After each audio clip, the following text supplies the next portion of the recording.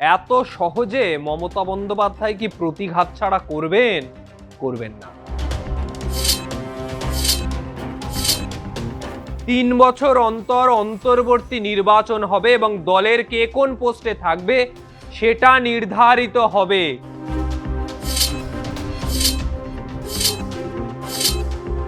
তৃণমূল এখন দুটো শিবিরে বিভক্ত। একদিকে মমতা বন্দ্যোপাধ্যায়ের তৃণমূল, যে তৃণমূল আসল তৃণমূল বলে দাবি করা হচ্ছে, এবং অপরদিকে আরেকটি আসল তৃণমূল তৈরি হচ্ছে, যেটা ঋতব্রতর তৃণমূল বা ঋত তৃণমূল। এবার দ্বন্দ্ব চূড়ান্তে। কার দখলে দলের প্রতীক, দলের অর্থ ভাণ্ডার এবং আগামীর 21-এর মঞ্চ, সব থেকে বড় কথা, কার দখলে থাকবে? ভবন না হয় জবরদখল করেছে ঋত তৃণমূল, কিন্তু প্রতীক এত সহজে মমতা বন্দ্যোপাধ্যায় কি প্রতিঘাত ছাড়া করবেন? করবেন না। তাহলে একটু পুরনো কথা বলি। 1997 সাল বা 1998 সালের ওই সময়কাল, যখন তৃণমূল কংগ্রেস প্রতিষ্ঠা হবে, কবে হয়েছিল? 1 জানুয়ারি। ঠিক আগের বছর 1997 সাল, মমতা বন্দ্যোপাধ্যায় যখন নিজের দল তৈরি নিয়ে প্রস্তুতি নিয়ে নিয়েছেন, এবার নিজের দলের আত্মপ্রকাশ হবে, সেই সময় দলের একটি সংবিধান তৈরি করতে হয়, যে সংবিধান নির্বাচন কমিশনে থাকে, জাতীয় নির্বাচন কমিশনে। সেই সংবিধান তৈরি হয়েছিল।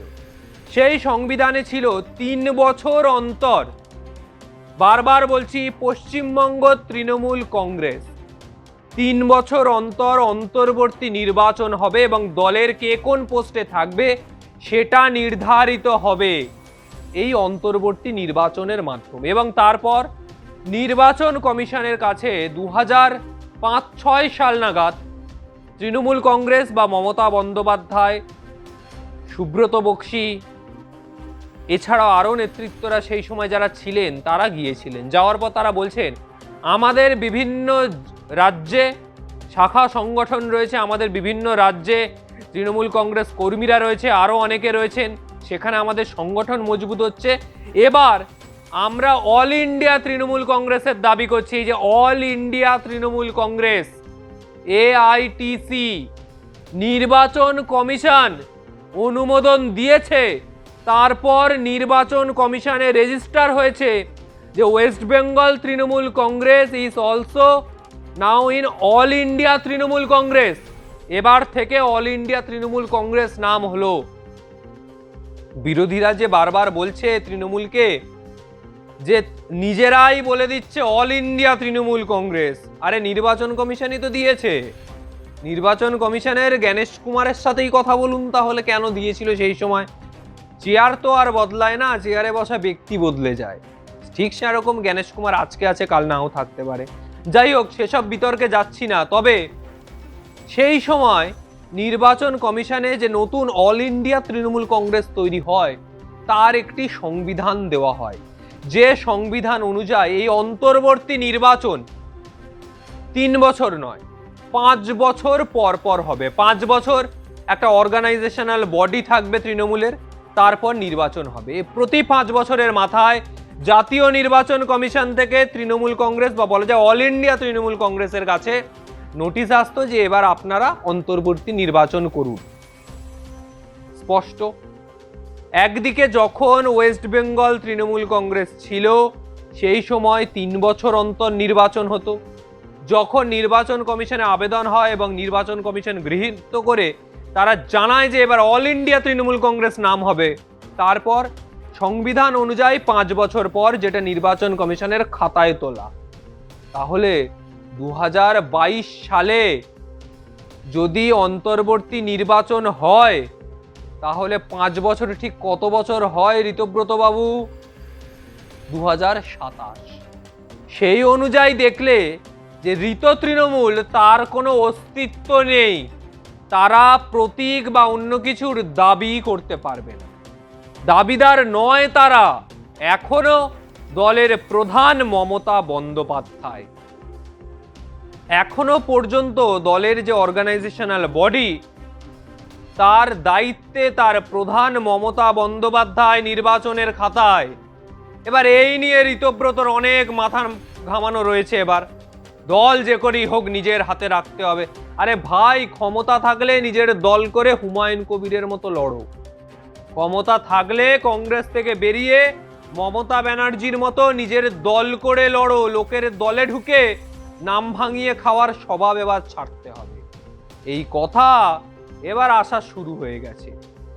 ঋত তৃণমূলের সাথে দেখা করেছিল জ্ঞানেশ কুমার, এবার কল্যাণ ব্যানার্জি মহুয়া মৈত্রর সাথে দেখা হলো। নির্বাচন কমিশন, জাতীয় নির্বাচন কমিশন দিল্লিতে, সেখান থেকে বেরোনোর পর কল্যাণ ব্যানার্জি ঠিক কি বললেন একবার সেদিকে নজর রাখুন। পুরোটাই ইলিগাল, অবৈধ, এটা ফ্রড, এটা যে ফ্রডের প্রোডাক্ট। এমএলএ হিসেবেও রয়েছে, is the product of fraud. কি করে এসব?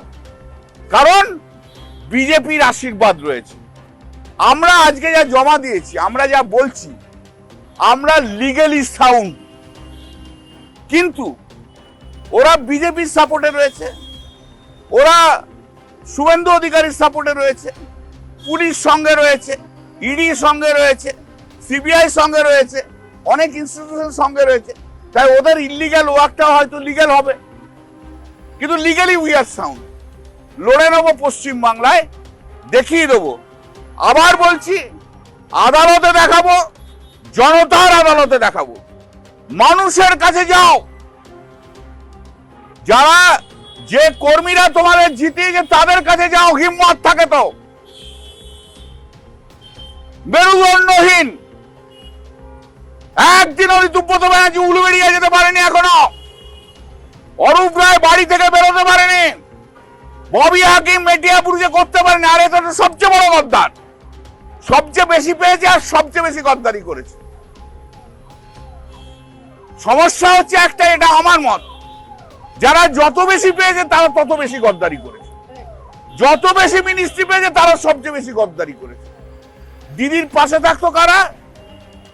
চন্দ্রিমা ভট্টাচার্য পিছনটায় ঘুরতো, ববি, অরূপ, ইন্দ্রনীল সেন। এদের মধ্যে যদি আমি কথা বলতে যেতাম, তখন ববি বা অরূপ করে ঠেলে ফেলে দিত, এমন ঠেলে ফেলে দিত আর পড়ে যেতাম। বুঝতে পারছো তো? তা আজকে ওরাই চলে গেছে, আমরাই রয়েছি। তো আমরা এটা দেখে নেবো, এটা আইনের মতো আমরা এসব দেখে নেবো। তীব্র ভাষায় আক্রমণ করলেন এই নতুন গজিয়ে ওঠা তৃণমূলকে, যারা হোটেল রাজনীতিতে বিশ্বস্ত। কেন না, হোটেলে তাদের সাংগঠনিক কাজ হয়, কোনো পার্টি অফিস নেই, কিছু নেই, হোটেলে সাংগঠনিক কাজ। তৃণমূল তো ঘাসফুলের দল, তাই হোটেলে তো তাদের আর কাজ হয় না। সেই জন্য তারা যাবতীয় ডকুমেন্টস, যাবতীয় সংবিধানের, তাদের সংবিধান অনুযায়ী যা যা কপি রয়েছে সমস্ত কিছু কল্যাণ ব্যানার্জিরা সাবমিট করেছেন।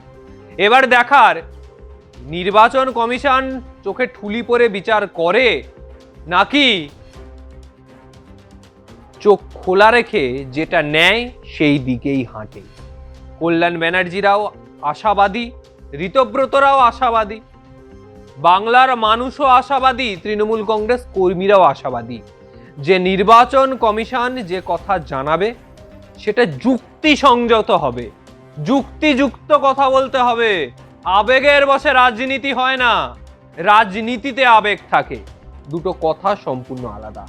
ঠিক সেরকমই আগামী সময়ে প্রতীক এবং দলের অর্থ ভাণ্ডার, দলের সমস্ত নিয়ন্ত্রণ আদৌ কি মমতা ব্যানার্জির হাতে থাকে সেটাই দেখার।